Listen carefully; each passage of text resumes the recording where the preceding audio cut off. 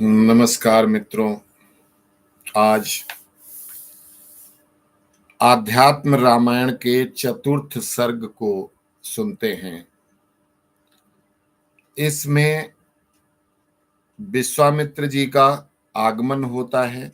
राम और लक्ष्मण उनके साथ जाते हैं और ताड़का वध तक की कथा इसमें सुनाई जाती है। तो ये है आध्यात्म रामायण का चतुर्थ सर्ग।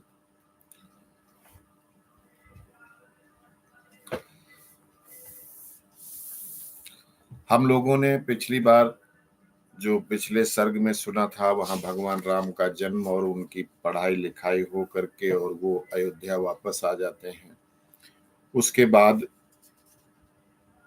गुरुकुल से पढ़ के और धनुर्विद्या सीख करके भगवान आ गए। उसके आगे की कथा चतुर्थ सर्ग में।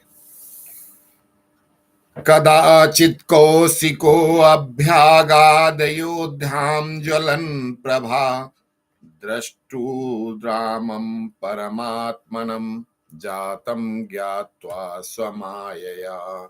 श्री महादेव जी बोले कि एक बार अग्नि के समान तेजस्वी महर्षि विश्वामित्र परमात्मा को अपनी ही माया से राम रूप में प्रकट हुए जान उनके दर्शन करने के लिए अयोध्यापुरी आए।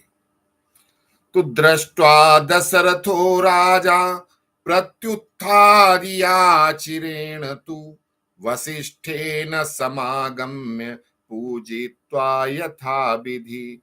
अब राजा दशरथ ने उनको देख करके अपने सिंहासन से तुरंत खड़े हो गए और हाथ जोड़ करके महर्षि का अभिवादन किया और उनकी यथोचित पूजा अर्चना की, अर्थात उनका सत्कार किया। अभिवाद्य मुनिम राजा प्राञ्जलिर्भक्ति नरमाधीह कृतार्थो अस्मि मुनीन्द्राहम त्वदागमन कारणात्। तब उनको उनके चरण पखार करके अपने सिंहासन पर बैठाल के राजा उनसे पूछते हैं कि हे मुनीन्द्र, आपकी बड़ी कृपा हुई और कैसे आप यहाँ आज हमारे राज्य को आपके आने से मैं धन्य हो गया। अब अपने आगमन का क्या कारण है वो बताइए। त्वद्विधा यद्ग्रहं यान्ति तत्रैव यान्ति संप्रदा यदर्थमागतो असि त्वं ब्रूहि सत्यं करोमि तत्। विश्वामित्रोऽपि तं प्रीतः प्रत्युवाच महामतिः अहं परबणि संप्राप्ते दृष्ट्वा यष्टुं सुरान् पृतन्। अब कहते हैं, मुनीन्द्र, आपके शुभागमन से आज मैं कृतकृत्य हो गया। जिस घर में आप जैसे महानुभाव पधारते हैं उस घर में समस्त संपत्तियां आ जाती हैं। अब आप ये बताइए कि आपका शुभागमन किस कारण से हुआ है। मैं आपसे सत्य कहता हूं कि मैं आपकी आज्ञा का अक्षरशः पालन करूंगा। तब महामती विश्वामित्र जी ने उनसे प्रसन्न होकर के कहा कि विश्वामित्रो अपि तं प्रीता प्रत्युवावह महामति अहम परबणि संप्राप्ते दृष्ट्वा यष्टुम सुरान पृतन। तब महामती विश्वामित्र जी उनसे प्रसन्न होकर कहते हैं, जब कभी पर्व काल उपस्थित हुआ देखा तो मैं देव और पितृगणों के लिए यजन करने आया हूं, यजन करता हूं या आरंभ करता हूं। यदारंभे तदा दैत्या विघ्नं कुर्वन्ति नित्यशः मारीचस्य सुबाहुश्च घरे चानुचरास्तयो। कहते हैं कि सदा ही मारीच, सुबाहु और उनके अन्य अनुयायी दैत्यगण हमारी यज्ञ में विघ्न डालते हैं। अतस्तयोरवधार्थाय ज्येष्ठं रामं प्रयक्ष मे लक्ष्मणेन सह भ्राता तव श्रेयो भविष्यति। अतएव उनके वध करने के लिए आप अपने बड़े पुत्र राम को भाई लक्ष्मण के सहित मुझे दे दीजिए, इसी से तुम्हारा भी परम कल्याण होगा। वसिष्ठेन सहा मंत्र अतः वसिष्ठेन सहा मंत्र दीयताम यदि रोचते, प्रपक्ष गुरु में कांते राजा चिंता परायणः। किं करोमि गुरो रामं त्यक्तुम नोत्साहते मना, बहुरवर्ष सहस्रांते कष्ट नेतापादिता सुता। इस विषय में आप वशिष्ठ जी से सम्मति कर लीजिए, क्योंकि विश्वामित्र जी को पता है कि बुढ़ापे में इनको संतानें मिली हैं, इनको पुत्र मोह होगा, तो ये हमें ऐसे शायद मना कर दें। तो कहते हैं कि आप अपने गुरु वशिष्ठ जी से मंत्रणा कर लीजिए, सलाह कर लीजिए, उसके बाद आप अपना निर्णय लीजिए। और अगर वशिष्ठ जी कहते हैं, सम्मति है उनकी, तो मुझे दोनों राजकुमारों को दे दो। तब राजा ने चिंताकुल होकर एकांत में गुरु जी से पूछा। अब वशिष्ठ जी से पूछते हैं अकेले में कि हे गुरु, सहस्त्रों वर्ष बीतने पर बड़े कष्ट के बाद मुझे ये देवताओं के द्वारा ये 4 पुत्र मिले हैं। चत्वारो अमरतुल्यास्ते तेषां रामो अतिवल्लभः, रामास्त्वतो गच्छति चेन्न जीवामि कथंचन। अब कहते हैं कि ऐसे मुझे 4 पुत्र मिले हैं मुनि जी। हे गुरुवर, मुझे 4 पुत्र मिले हैं, लेकिन राम राम तो इनमें सबसे प्रिय हैं। सो अब मैं क्या करूं? मेरा चित्त तो राम को छोड़ने के लिए तैयार ही नहीं है। यदि राम यहाँ से चला जाएगा तो मैं किस प्रकार से जी सकूंगा। प्रत्याख्यातो यदि मुनि शापं दास्यत्वे संशयः, कथं श्रेयो भवेन्मह्यम सत्यम चापि न स्पृशेत। परंतु यदि मैं सूखा जवाब दूं तो ये निश्चय है कि मुनि विश्वामित्र मुझे श्राप दे देंगे। अतः अब ये बताइए कि मेरा हित किस प्रकार हो और मैं असत्य भाषण से भी बच जाऊं। अब उनके लिए एक तरफ कुआं है, एक तरफ खाई है। अगर वो अपने बालकों को देते हैं तो पिता का एक हृदय है कि मेरे छोटे अभी कुमार बालक हैं, वहां जाएंगे तो इनका क्या होगा, राक्षसों के सामने मैं इनको कैसे भेज दूं। दूसरी तरफ ये डर भी है कि अगर ये महर्षि विश्वामित्र जी हैं, अगर इनको हमने सीधा मना कर दिया तो ये निश्चय रूप से मुझे श्राप दे देंगे, और इनकी तो बहुत शक्ति है। अगर ये श्राप दे दे तो मेरा राजपाट, धन दौलत सब कुछ समाप्त हो जाएगा। तो वशिष्ठ जी कहते हैं कि शृणु राजन् देवगुह्यं गोपनीयं प्रयत्नतः, रामो न मानुषो जातः परमात्मा सनातनः। अब वशिष्ठ जी राजा दशरथ को समझाते हुए कहते हैं कि हे राजन, ये देवताओं की गुह्य लीला सुनो। ये राम कोई मनुष्य के द्वारा पैदा किए हुए कोई ये मानव नहीं है, ये तो साक्षात सनातन परमात्मा है। भूमेर भारावताराय ब्रह्मणा पार्थिता पुरा, साएव जानतो भवने कौशल्यायाम तवा नघा। कहते हैं कि ये भूमि का, धरती का भार उतारने के लिए ही ये ब्राह्मणों और ऋषियों इन सब को सुखी करने के लिए इनके दुख हरने के लिए ब्रह्मा जी की प्रार्थना पर ये आपके घर कौशल्या जी के द्वारा यहाँ प्रकट हुए हैं। त्वं तु प्रजायान्ति त्वं तु प्रजापतिः पूर्वकस्यपो ब्रह्मणा सुता कौसल्या चादितिर्देव माता पूर्वयशस्विनी भवन्तो तप उम्र भवन्तो तप उग्रं वै ते पाथे बहुवत्सरम्। अब आप हे राजन, आप पूर्व जन्म के महर्षि कश्यप हैं। आप महर्षि कश्यप हैं और आपकी पत्नी कौशल्या देवताओं की माता अदिति हैं, जिन्होंने ये यशस्विनी कौशल्या देव माता अदिति थी। उस समय तुम दोनों ने बहुत वर्षों तक ग्राम्य विषयों से रहित और एकमात्र भगवान विष्णु की पूजा तथा ध्यान किया था। तब कालांतर में भक्त वत्सल वरदायक भगवान ने तुम दोनों पर प्रसन्न होकर कहा कि वर मांगो।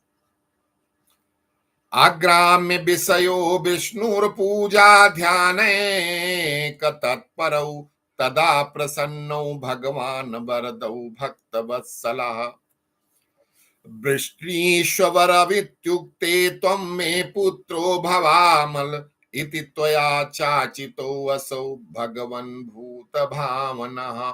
तब आप लोगों ने जब उन्होंने वरदान मांगने को कहा तो आपने कहा कि हे निरंजन, आप हमारे पुत्र हो। तब भूत वाहन भगवान ने कहा कि ऐसा ही हो। इसलिए वे ही विष्णु भगवान इस समय राम रूप से तुम्हारे पुत्र हुए हैं।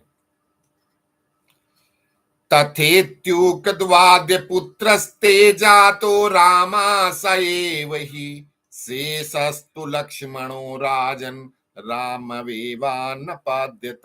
और जो उनके साथ में जो उनके शेष जी हैं वो लक्ष्मण के रूप में जन्मे हैं। जातौ भरत शत्रुघ्नौ शंख चक्रे गदाभृता योग मायापि सीतेति जाता जनक नंदिनी। और भरत शत्रुघ्न उनके शंख और चक्र गदा युक्त जो भगवान हैं, भगवान के गदाधर के शंख और चक्र ने भरत और शत्रुघ्न के रूप में अवतार लिया है तथा योग माया जनक दुलारी सीता जी होकर प्रकट हुई हैं। विश्वामित्रोऽपि रामाय ताम योजयितुमागतः इदत गुह्यतमं राजन वक्तव्यम कदाचन। हे राजन, ये रहस्य अत्यंत गुप्त है, इसे कभी प्रकाशित मत करना। अब संपूर्ण रहस्य आपको मालूम हो गया है, इसलिए अब तुम प्रसन्न चित्त से श्री विश्वामित्र जी का सत्कार करके लक्ष्मीपति श्री रघुनाथ जी को लक्ष्मण सहित इनके साथ भेज दो। अतः प्रीतेन मनसा पूजित्वाथ कौशिकम प्रेयस्व रामा रमानाथम राघवम सह लक्ष्मणम वसिष्ठेनैव मुक्तस्तु राजा दशरथस्तदा कृतकृत्यभिवात्मानं मेने प्रमुदितांतरः। वशिष्ठ जी के इस प्रकार कहने पर राजा दशरथ जी ने उस समय अपने को कृतकृत्य माना और प्रसन्न चित्त से आदर पूर्वक हे राम हे राम हे लक्ष्मण ऐसा कहकर पुकारा तथा उन दोनों भाइयों के आने पर उन्हें हृदय से लगाकर और सिर सूंघ कर विश्वामित्र जी को सौंप दिया। आहुहि राम रामेति लक्ष्मणेति चा सादरम आलिंग्य मूर्धवाग्रे कौशिकाय समर्पयत ततो अति हृष्टो भगवान विश्वामित्र प्रतापवान आशीर्भिरविन्द्यान्ध्य आगतौ राम लक्ष्मणौ गृहीत्वा चापतूरीण बाण खड्ग धरौ ययौ कुञ्चिदेशमतिक्रम्य रामा राम माहूय भक्तितः। तब अति प्रतापी भगवान विश्वामित्र जी ने उन्हें अत्यंत प्रसन्नता पूर्वक आशीर्वाद देकर सम्मानित किया और फिर धनुष, तरकस, बाण एवं खड्ग आदि से सुसज्जित होकर अपने पास आए हुए राम और लक्ष्मण को साथ लेकर वहां से चल पड़े। थोड़ी दूर जाने पर वहां मृग पक्षी गणैरहीनम ददौ बलां चाति बलां विदे हे देव द्वे देव निर्मिते ययोर्ग्रहण मात्रेण क्षुद्वामाति न जायते।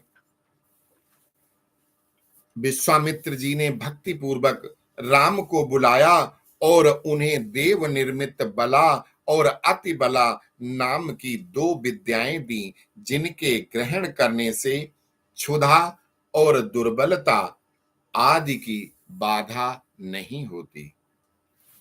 अब विश्वामित्र जी उनको लेके चले और रास्ते में ही पहले ही दोनों भाइयों को बला और अति बला नाम की जो दो विद्याएं उनको सिखा दी। उन विद्याओं को सीखने से भूख नहीं लगती और शरीर दुर्बल नहीं होता। और इसी विद्या का प्रयोग लक्ष्मण जी ने वनवास के दौरान किया था, जिसमें 12-14 वर्ष जो वो वन में रहे तो उन्होंने कुछ नहीं खाया। इसी बला और अति बला विद्या के सहारे 14 साल तक उन्होंने अन्न ग्रहण नहीं किया था और वो दुर्बल भी नहीं हुए, कमजोर भी नहीं हुए। ऐसी धन्य है हमारे सनातन धर्म को, जिसमें ऐसी ऐसी विद्याएं हैं, ऐसी विद्याएं थी जिनको ग्रहण करके, जिनको सीख करके आपको भूख प्यास की कोई जरूरत नहीं पड़ती और आप कमजोर भी नहीं होते। 14 साल तक बिना खाए रहे और बड़े बड़े राक्षसों से लड़ते रहे। नींद भी नहीं आई, सोए भी नहीं, खाया भी नहीं, और उसके बावजूद उनके शरीर का कोई नुकसान नहीं हुआ। ततः उत्तीर्य गंगामते ताटकावनमागमनम् विश्वामित्रस्तदा प्राह रामं सत्य पराक्रमम्। तदंतर गंगा जी को पार कर वे ताटका वन में पहुंचे। तब विश्वामित्र जी ने सत्य पराक्रमी श्री राम से कहा, अत्रास्ति ताटकानाम राक्षसी काम रूपिणी बाधते लोकमखिलम यहि ताम विचारयान। तथेति धनुरादाय सगुणं रघुनंदनः टंकारं करोत्तेन शब्देना पूरयाध्वनम्। और इस तब कहा कि इस वन में एक ताड़का नाम की इच्छा अनुसार रूप धारण करने वाली राक्षसी रहती है, जो इस प्रदेश के समस्त निवासियों को अत्यंत कष्ट पहुंचाती है। तुम बिना कुछ सोच विचार किए उसे मार डालो। तब रघुनाथ जी ने बहुत अच्छा कहकर धनुष पर प्रत्यंचा चढ़ाकर टंकार किया, जिसके शब्द से वह संपूर्ण वन गुंजायमान हो गया। तच्छ्रुत्वा सहमाना सा ताटका घोर रूपिणी क्रोध सम्मूर्छिता रामं विद्राद्राह मेघवत्। तामेकेन सरेणासु ताण्डयामास वक्षसि प्रपात विपिने घोरा बमंती रुधिरम बहु। शब्द को सुनकर, धनुष की टंकार शब्द को सुनकर घोर रूपिणी ताड़का उसे सहन न कर सकी और क्रोध से पागल होकर मेघ के समान श्री राम जी की ओर दौड़ी। भगवान श्री राम ने तुरंत ही उसके वक्षस्थल में एक बाण मारा, जिससे वो घोर राक्षसी बहुत सा रुधिर उगलती हुई उस वन में गिर पड़ी। ततो अति सुंदरी अक्षी सर्वाभरण भूषिता सापात पिशाचताम प्राप्ता मुक्ता राम प्रसादता।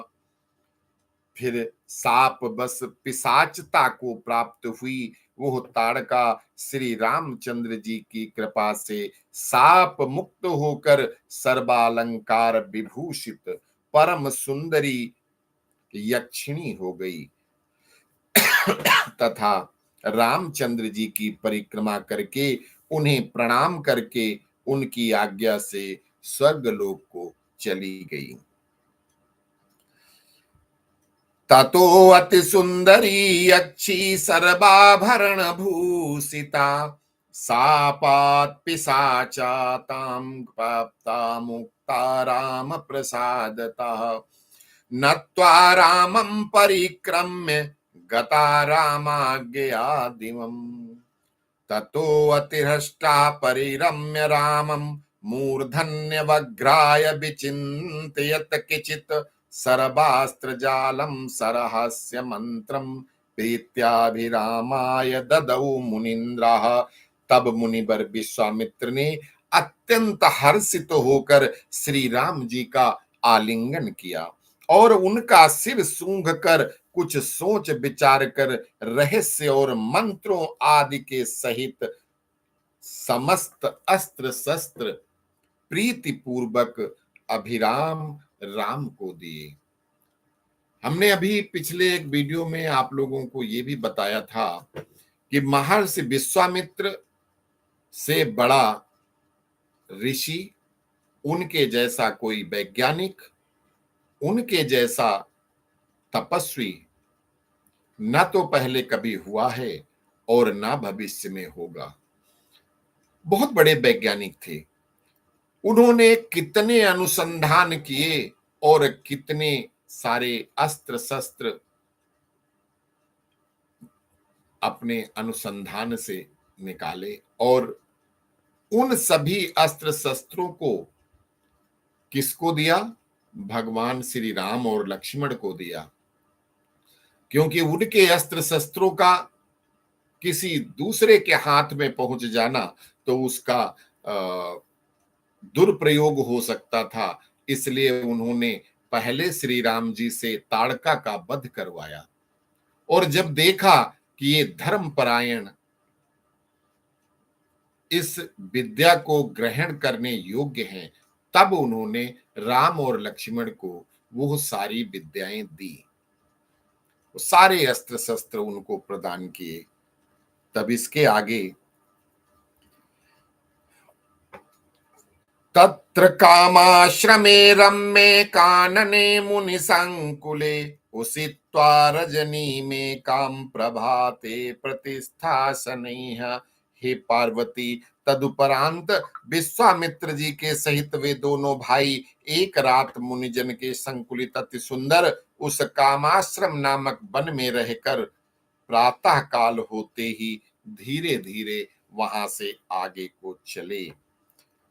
तो आज यहीं पे विराम देते हैं। इति श्रीमद् आध्यात्म रामायणे उमा महेश्वर संवादे बालकांडे चतुर्थः सर्गः।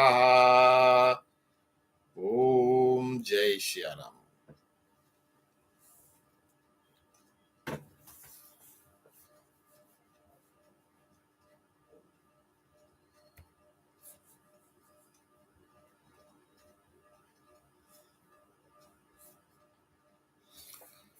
चूंकि आज ये सर्ग बहुत छोटा था तो इस आज के लाइव में एक सर्ग और भी किया जा सकता है, तो इसलिए हम पंचम सर्ग को आज इसी में समाहित करते हुए थोड़ा आगे बढ़ते हैं और जो बचेगा तो वो अगले लाइव में आ जाएगा।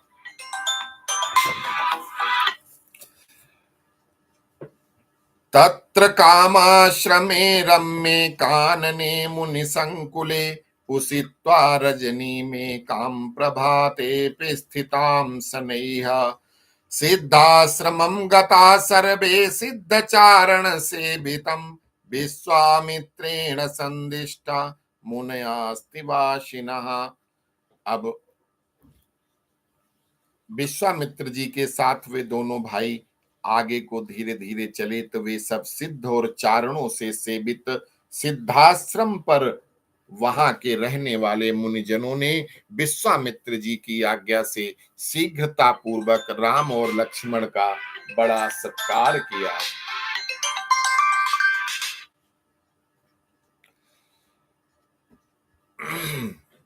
तदंतर श्री रामचंद्र जी ने विश्वामित्र जी से कहा, अब ये लोग अपने आश्रम पे पहुंच जाते हैं और आश्रम में पहुंच करके विश्वामित्र जी ने अपने शिष्यों से कहा कि आप लोग यज्ञ की तैयारी कीजिए।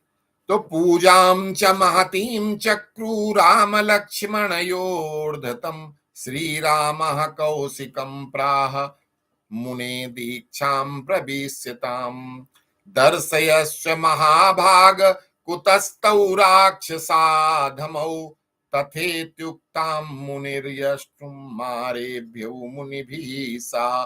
तदंतर श्री रामचंद्र जी विश्वामित्र जी से कहते हैं कि हे मुने, आप दीक्षा में स्थित होइए और हे महाभाग, हमें केवल ये दिखा दीजिए कि वे राक्षस अधम कहाँ हैं।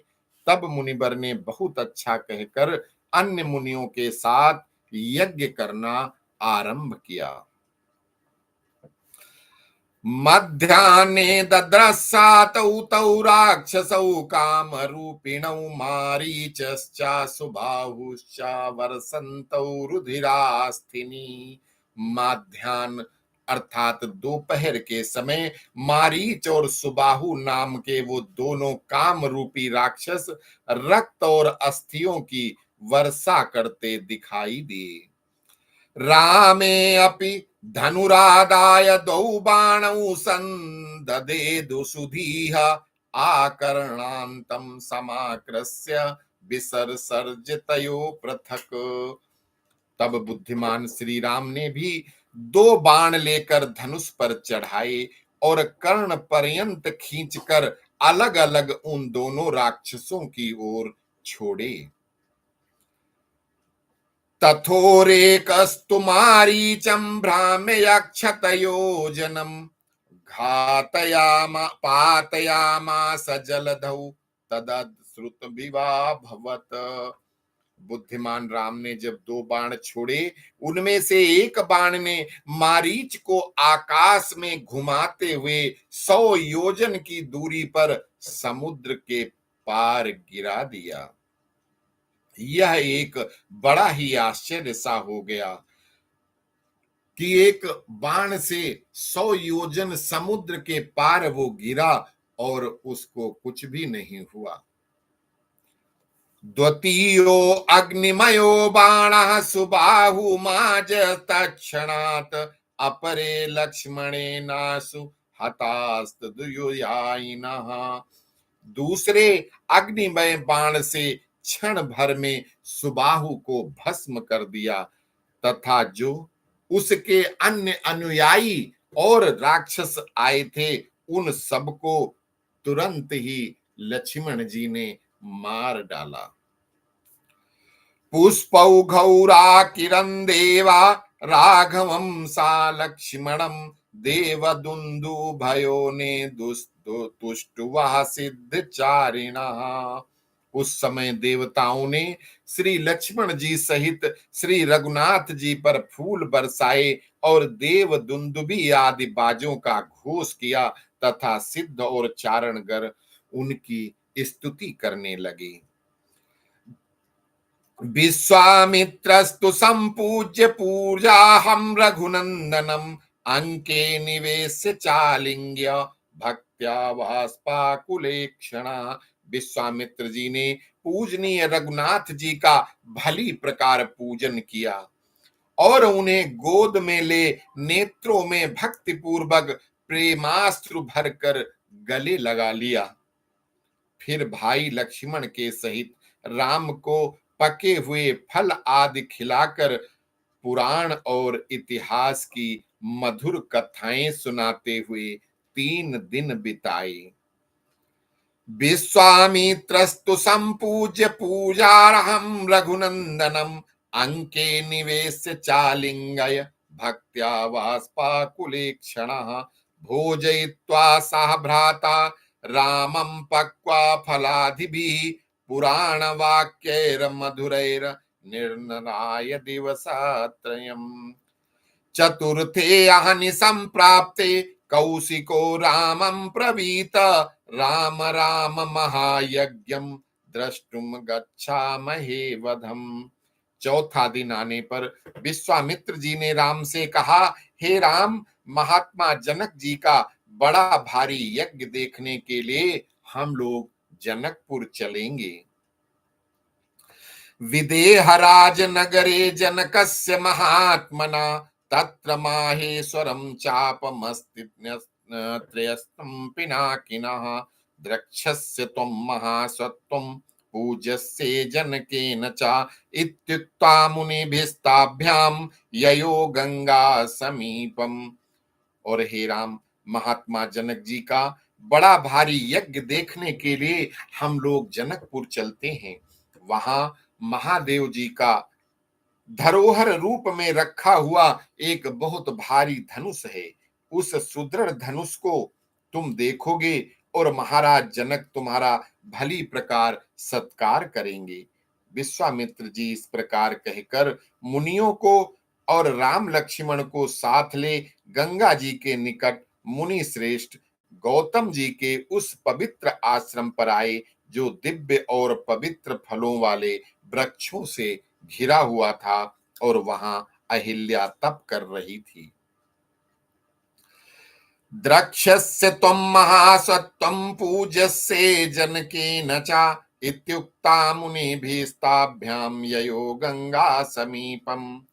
गौतमस्याश्रमं पुण्यं यत्राहिल्या स्थिता तपः दिव्य पुष्प फलोपेत पादपे परिवेष्टितम।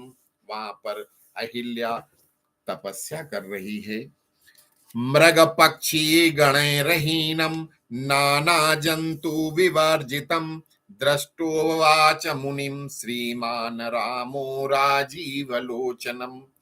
कमल नयन श्रीमान राम जी ने उस आश्रम को देखा जहां पशु पक्षी तथा नाना प्रकार के जीवों से रहित वो आश्रम था। उस आश्रम में कोई भी पशु पक्षी जीव नाम की चीज नहीं थी। उसको देखकर मुनिवर कौशिक से कहते हैं कि कस्येतदाश्रमं पदं भाति भास्वार्चुमं महत् पत्र पुष्प फलैर्युक्तं जन्तुभिः परिवर्जितम् आह्लादयति मे चेतो भगवन् ब्रूहि तदात्मना। हे भगवान, यह पत्र पुष्प और फल आदि से संपन्न तथा जीव शून्य महान आश्रम, जो बड़ा सुंदर और रमणीय पवित्र दीख पड़ता है, किसका है? आश्रम में फूल हैं, पत्तियां हैं, पौधे हैं, पेड़ हैं, सब कुछ है, लेकिन वहां पर कोई जीव नहीं है। इतना सुंदर आश्रम होते हुए उसमें कोई क्यों नहीं है? हे प्रभु, इसका क्या कारण है? ये राम जी पूछते हैं। भगवान, इसे देखकर मेरा चित्त अति आह्लादित हो रहा है। आप इसका सब वृत्तांत कह सुनाइए। श्री राम जी कहते हैं कि बड़ा आश्चर्य हो रहा है कि इतना बड़ा आश्रम है, इसमें सारे पेड़ हैं, पौधे हैं, हरियाली है, सब कुछ है, फल फूल सब कुछ है, लेकिन कोई जीव, यहां तक कि कोई एक मक्खी तक भी वहां नहीं है। इसका क्या कारण है? जहां पे ये सब होता है वहां पे कोई ना कोई जीव तो रहता है, यहाँ पे तो कोई जीव नहीं है। और ये वृत्तांत मेरी जानने की इच्छा है, हे प्रभु बताइए। तो विश्वामित्र जी कहते हैं कि शृणु राम पुरा व्रतम गौतमो लोक श्रुता सर्वधर्म व्रताम श्रेष्ठ तपसारधायाम हरि। विश्वामित्र जी कहते हैं कि हे राम, इस आश्रम का पूर्व वृत्तांत सुनिए। पहले इस आश्रम में जगत में विख्यात धार्मिक श्रेष्ठ मुनिवर गौतम जी तपस्या द्वारा श्री हरि की आराधना करते हुए रहते थे। तस्मै ब्रह्मा ददौ कन्या महल्याम लोक सुंदरीम ब्रह्मचर्येण संतुष्टा शुश्रूण परायणम। उनके तपस्या और उनके ब्रह्मचर्य से संतुष्ट होकर भगवान ब्रह्मा ने उनकी सेवा के लिए उन्हें अहिल्या नाम की एक लोक सुंदरी सेवा परायण कन्या प्रदान की। और तापस प्रवर गौतम जी उस अहिल्या के साथ यहां रहने लगे। तया सार्धामिहावासी गौतमस्तत्पतांबरः सक्रस्तुतां दर्शयन्तु मन्मतरा प्रेत प्रेप्य सुरान्वहम्। इधर देवराज इंद्र अहिल्या के रूप लावण्य पर मुग्ध होकर नित्य प्रति उसके साथ रमण करने का अवसर देखने लगे। अब यहां पर एक कथा है, पौराणिक कथा है कि भगवान ब्रह्मा ने एक अति सुंदर कन्या की रचना की। अब जब उस कन्या की रचना हो गई तो वो इतनी सुंदर थी कि हर जितने इंद्र था वो सोचता कि मुझे मिलेगी, बाकी देवता सोचते हमें मिलेगी, ऋषि और मनुष्य राक्षस सब कि ये हमें मिलेगी। लेकिन ब्रह्मा जी ने वो कन्या महर्षि गौतम जो सप्त ऋषियों में से एक हैं उनको प्रदान कर दी। और जब उनके साथ विवाह हो गया तो फिर किसी और की तो दाल गलने वाली नहीं थी, जिससे इंद्र जो देवताओं का राजा है वो बड़ा दुष्ट है, वो उनको प्राप्त करने के सपने संजोता हुआ मौके की तलाश में रहने लगा। तो आज हम यहीं पर समाप्त करते हैं और आगे की कथा अगले अंक में। अस्तु। जय सिया राम।